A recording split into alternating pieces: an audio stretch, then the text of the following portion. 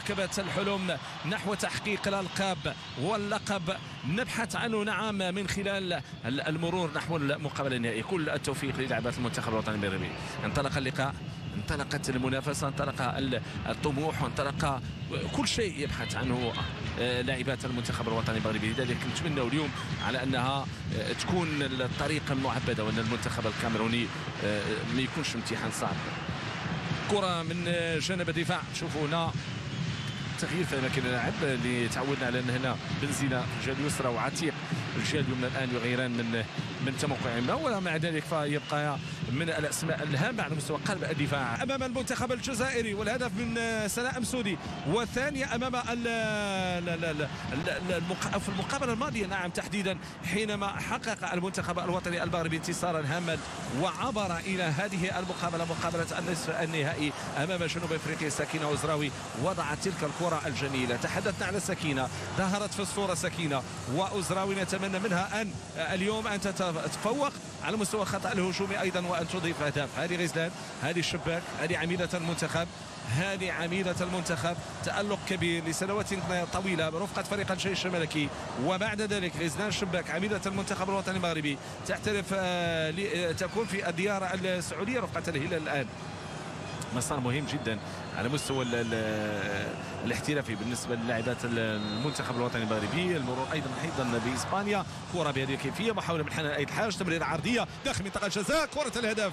تغطيه من الدفاع، تغطيه من الدفاع، كانت ان تكون هذه الكره في شباك المنتخب الكاميروني. هي البدايه. يزرع محاوله للتمرير المباشر او التسديد المباشر. كره لا تزال لسكينه، اختراق، دخول، البحث عن المرور، كره اماميه، فرصه ممتازه امام ابتسام جريدي لوضع الكره في الشباك. قبل ذلك هنالك مطالبه بلمسه يد داخل منطقه الجزاء. سكينه أزراوي والطاقم الاحتياطي الكل يرى على ان هناك لمسه يد داخل منطقه الجزاء. سنتابع الإعادة. لاحظوا هنا المحاولة، لمسة واضحة، لمسة واضحة، وبدت من هذه الزاوية، ثم هنا الاختراق، الدخول داخل منطقة الجزاء، والكرة التي كانت كاينة لمسة، كاينة لمسة. شوفوا هنا التمريرة في العمق،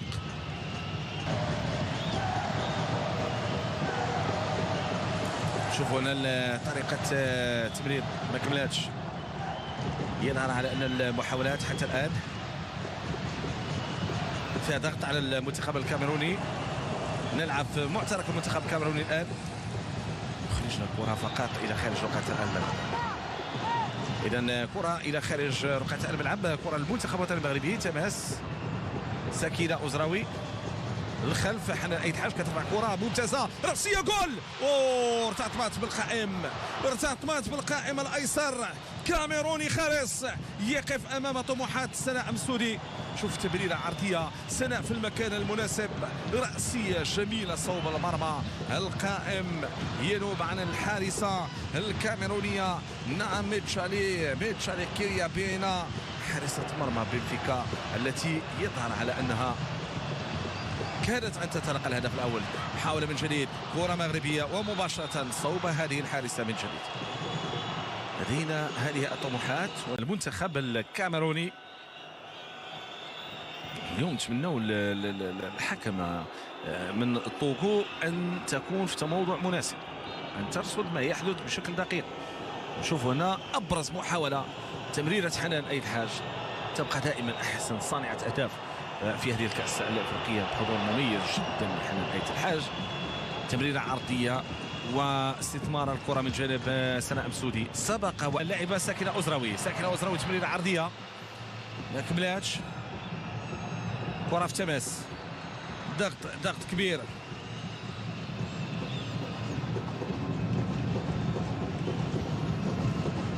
نساوش بان المنتخب الوطني المغربي كان فاز على منتخب جنوب افريقيا بجوج الاهداف مقابل هدف واحد في دور ربع النهائي. كان اول فوز في مباراه مفتوحه ضد بطل سابق او حامل لقب.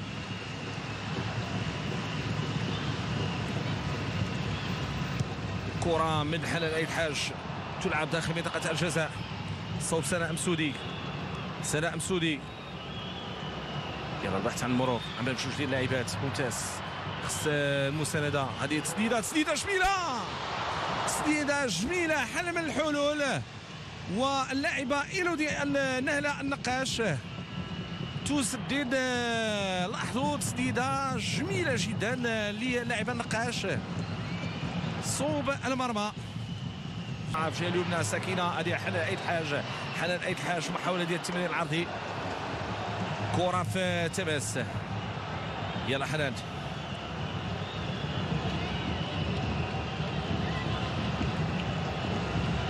ماذا هناك؟ ركنية، إذا ركنية تقول الحكمة.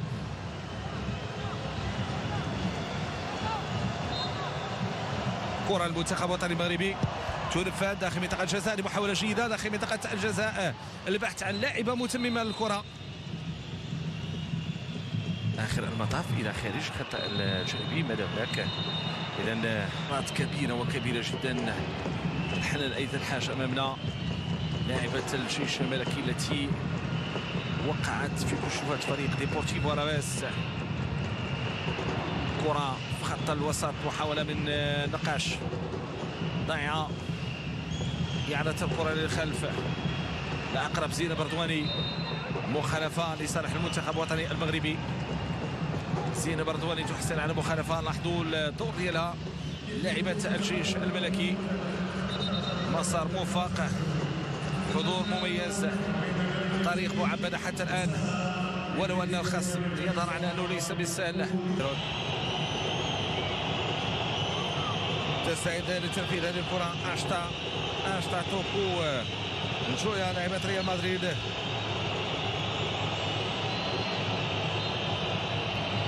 كرة تنفذ في القائم الأول، أرضية مرة أخرى، تمريرة داخل منطقة الجزاء، محاولة التعامل مع هذه الكرة بالراس، إخراج الكرة مطلوب. يلا غزال، هذه محاولة الانسلال. سكينة أسروي هدافة المنتخب الوطني المغربي في 2024 سجلت هدفا وحيدا. الآن سكينة أسروي هي هدافة للمنتخب الوطني المغربي وتسير بشكل جيد، كان حضورها مميز.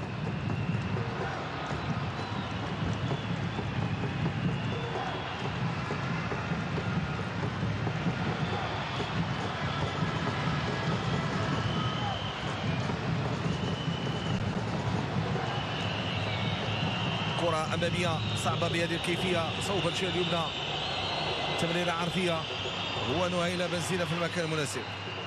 منتخب الكاميرون، لاعبات المنتخب الكاميروني خداو ثقة في النفس، وهذا هو الأمر اللي ما خاصش يوقع، لأنه لابد من التعامل بحرص مع الكرات. كرة مغربية، محاولة صوب الجهة اليمنى، غزلان الشباك، غزلان حنان أيد حاج، حنان أيد حاج من العرضية داخل منطقة الجزاء، فرصة شميلة، ولكن تدخل الحارسة بينها، الحارسة كيريا بينا. حنان أيد حاج الصعود ديالها من الجهة اليمنى كيشكل خطر على لاعبات المنتخب الكاميروني، لاعبة سريعة، التمريرات ديالها حاسمة، خاص الاستفادة من مثل هذه الكرات. كرة مغربية مرة أخرى، الجهة اليمنى، غزلان الشباك، نقاش، مرابط، بنزينة، نويلة، تمرير صوب سكينة أزراوي، تمريرها في العمق، تمرير سريع بالكعب، تأخرات غزلان الشباك، محاولة مرة أخرى لصالح المنتخب الوطني المغربي، محاولة داخل منطقة الجزاء، سكينة أزراوي لا تضيع مثل هذه الكرات، تمريرها في العمق إلى سناء مسودي، تسديد وفي الشباك الخارجية. سناء مسودي سددت ولكن في الشباك الخارجية. محاولة صعبة داخل منطقة الجزاء، كادت أن تكون في المرمى، لعبت بشكل جيد. ابتسام جريدي إلى سكينة أزراوي، وسكينة تمريرها في العمق إلى سناء مسودي، سددت بقوة ولكن في زاوية مغلقة إلى الشباك الخارجية، اهتزت الشباك من الخارج، لعبتها بقوة. ممتاز سكينة أزراوي، تحدثنا عليها على مكانتها وعلى دورها وعلى ما قدمته، لأنه قدمت أشياء عديدة.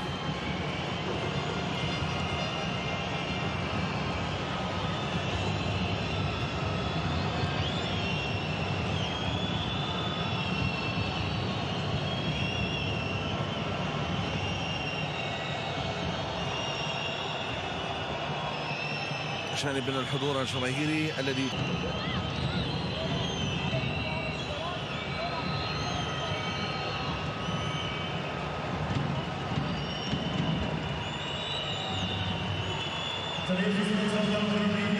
سعود إيمان سعود إذن على رقعة الملعب. هذا هو التغيير. نقاش تغادر رقعة الملعب. إذن خورخي فيلدا الآن يقدم أوراق جديدة ربما تكون رابحة إن شاء الله. محاولة المرور أمام لاعبتين اثنتين بسرعة جيدة هذه الكرة. دور ديال إيمان سعود مهم صراحة. سكينة أزروي طريقة باش خرجت الكرة أمام جوج ثلاثة لاعبات روعة من المكان. يلا نايلة بنزينة شجع لاعبات المنتخب الوطني المغربي قادرات على الوصول إلى المقابلة النهائية. زينب بردواني عملية هجومية بهذه الكيفية. جميلة.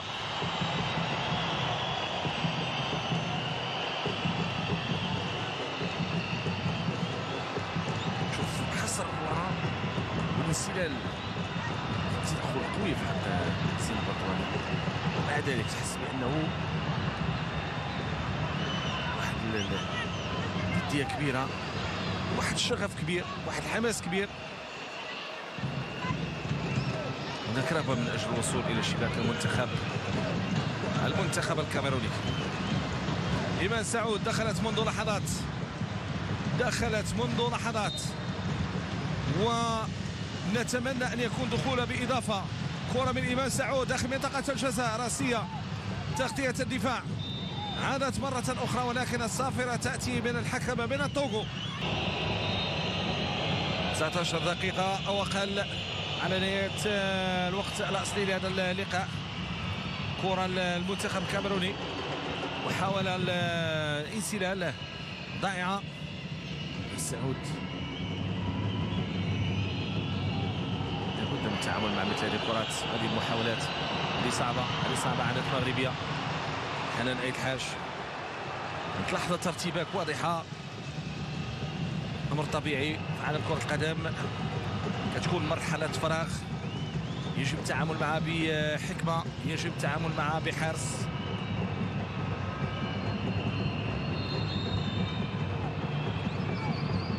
سناء مسودي الكرة في الأمام من سكينة أزروي في وضعية جيدة. سكينة أزروي ما انتبهتش فيها اللاعبات المنتخب الوطني المغربي. لاحظوا الآن المنتخب الكاميروني السرعة، انطلاق، يجب ايقاف مثل هذه الكرة بالفعل. ممتاز دور ديال ياسمين كاتيم رباط في المكان المناسب. لاعبة اف سي فرنسيا الاسباني.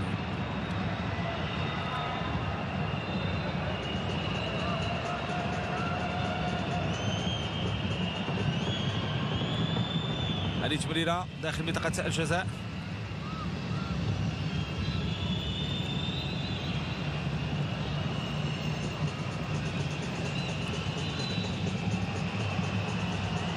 المنتخب الكاميروني اصبح اخطر الان بناء العمليات الهجوميه والبحث عن الحلول. مرابط التغطيه الدفاعيه، خرج الكره ممتازه. نجاة بدري عانت من جديد صوب غزلان الشباك للجهه اليمنى. ايمان سعود، فاعتقد بانه لاعبات الان رفعوا من النسق بشكل كبير، الشيء اللي كيخلينا اننا نشوفوا فالنتين نكيلي وقفات وكتتابع المدربه ديال المنتخب الكاميروني لما يحدث في هذه الدقائق الأخيرة. إذا 4 دقائق لإضافة الحكم كوقت بدل ضائع. كرة مغربية، محاولة ديال سكينة أزروي، مرور ممتاز سكينة أزروي، مراوغة جميلة لسكينة تخترق الوحدة داخل منطقة الجزاء. قامت بجهد كبير. يلا سكينة تحافظ على الكرة. رجعت تكناوت ترفع كرة داخل منطقة الجزاء. سعود لا تسديدة ديال سناء مسودي بالرأسية إلى خارج رقعة الملعب. لاحظوا بانه مجهود كبير ديال سكينه أزراوي، اختل التوازن ديالها، رجعت الكره عند تاكناوت، رفعت الكره عند سناء مسودي، والخلف ديالها كاين ايمان سعود. قامت بالمطلوب صراحه، ارتقاء، مسات الكره بالراس ولكن ما شافش صوب المرمى. وخيفي يحيي هذه المحاولات المغربيه المتواصله.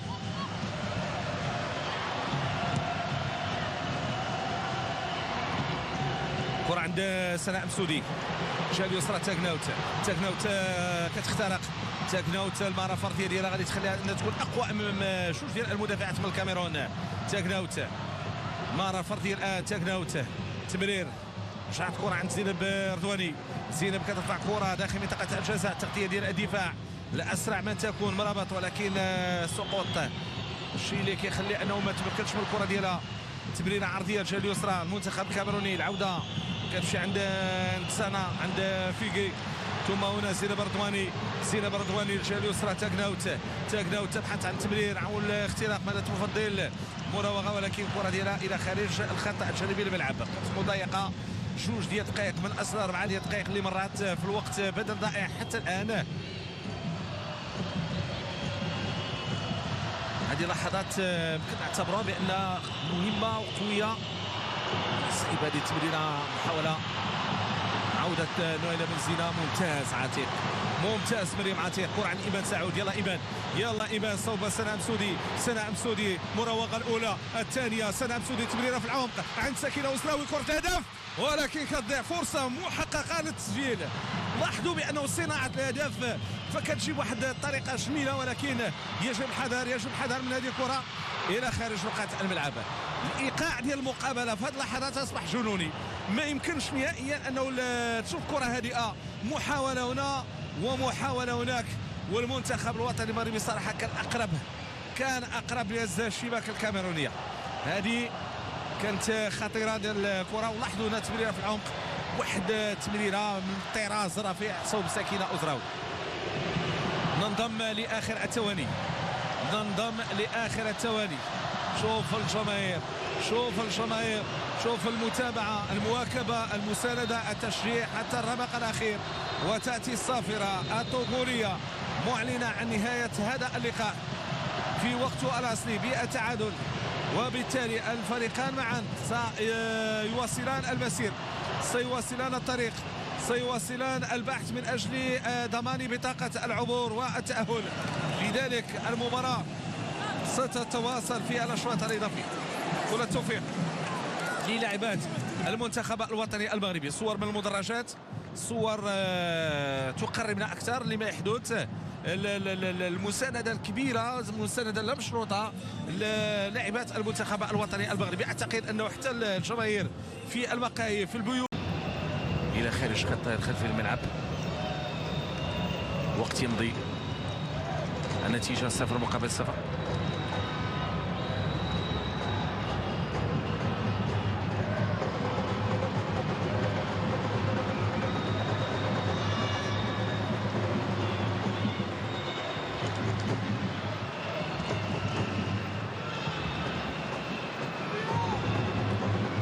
كرة في دفاع، تمريرة في العمق، عملية هجومية صوب سكينة أزراوي، دخول داخل منطقة الجزاء، ممتاز هذه العملية الهجومية. سكينة أزراوي، اختراق، دخول داخل منطقة الجزاء، تحصل على ركنية. ينقصنا الهدف، ننتظر الهدف. صراحة لاعبات قمنا بكل شيء، كاين الإمكانيات، كاين الموهبة، خاص الهدف الآن.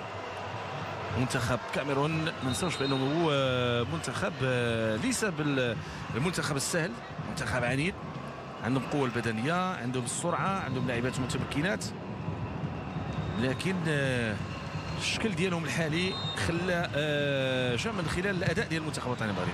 تاكناوت، تحضير عند حنان أيد حاج. الان جاء الوقت التعامل مع هذا الامر، لكن يجب تجاوز خاص بقيمة الكاميرون في هذا الدور النصف النهائي. هذه نسخة البعض يشوف على انها نسخة استثنائية فيها تغير العديد من الاشياء. اهم شيء خروج نيجيريا الفائزه الدائمه، وواحده من الاسماء القويه تغادر بالفعل من دور ربع النهائي لاول مره منذ عام 1998.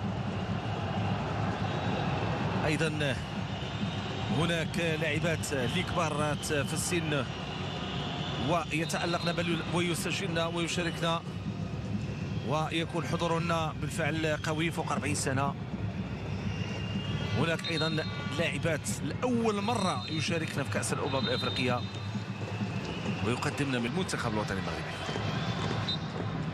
بدا هناك تنفيذ تماس من مكانه الصحيح. رانيا بوطيبي مستشكر عن سكينه، بالفعل كتفكر من الان سكينه أزراوي، مراوغه ممتازه. سكينه أزراوي اختراق مراوغه اللاعبه الاولى. كاينه ضربه جزاء. الحكمه من طوغو لم تشير الى شيء في الوقت اللي كان بالامكان الاعلان عن ضربه جزاء. يجب ايقاف لاعب وغادي ننتظروا القرار ديال الحكمه من طوغو وكتقول بانه وصلت لاعب. للاسف لاحظوا بالدماء في الوقت. غنشوفوا الاعاده. لاحظوا الاعاده. ضربه جزاء لا غبار عليها، ضربة جزاء بدون نقاش. لاحظوا اليد ديال لاعبات المنتخب الكاميروني. واعتقد انه غرفة الفار كان بامكانها ان تدخل غرفة الفار. نبغي نقربكم اكثر. ففيها ماريا باكوتا، سينكيلا ريفيت، فيها ايضا سامبيا لومبيزي موساوا، وفيها ايضا السوداني عبد العزيز ياسر احمد عبد العزيز. اعتقد حكم من طوغو لا كما سنتابع الان خذت القرار، دخلت لرقعة الملعب. والان ماذا تقول؟ ضربة جزاء للمنتخب الوطني المغربي، وجات في وقت مهم. ضربة جزاء في حدود الدقيقة 117. سكينة أزراوي هي من اصطادت ضربة جزاء، ويظهر على انه لاعبة المنتخب الكاميروني مريم نياتجو ومن هي من ارتكبت الخطأ الماضي. ضربة جزاء ستنبري لها حنان أيت حاج على ما يبدو. الآن الحكمة تنبه حارسة مرمى المنتخب الكاميروني ألا تغادر بقدمين اثنين خط المرمى، أن يبقى على الأقل قدم على خط المرمى. ضربة جزاء للمنتخب الوطني المغربي. التنفيذ لفاطمة الزهراء تاكناوت. مهمة جدا هذه.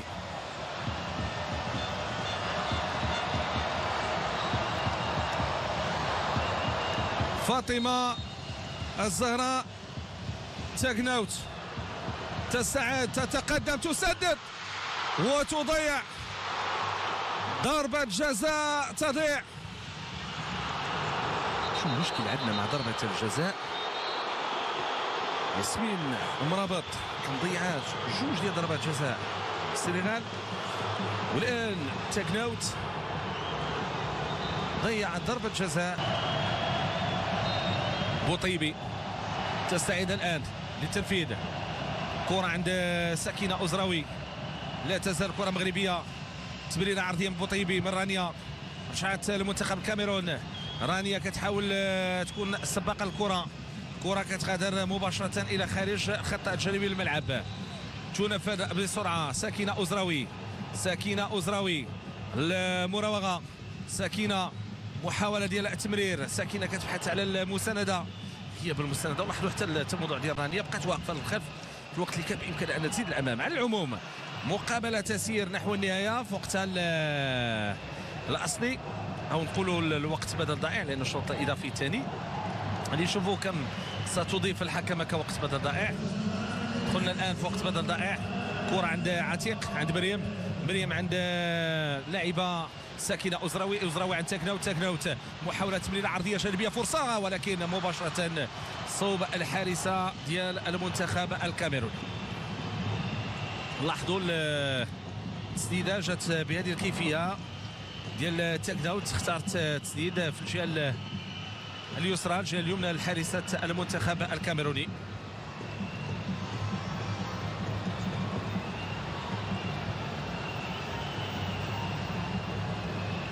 إذن يخرج من هذه المنافسات في دور نصف النهاية ويعجز عن التأهل للمباراة النهائية. إذن 120 دقيقة حسنا لم تكن كافية من أجل الحسم في نتيجة المباراة. أتيحت أمامنا فرصة الهدف في الركلة الترجيحية، لم تنفذ بشكل جيد أمام تألق حارسة المنتخب الكاميروني ميكايل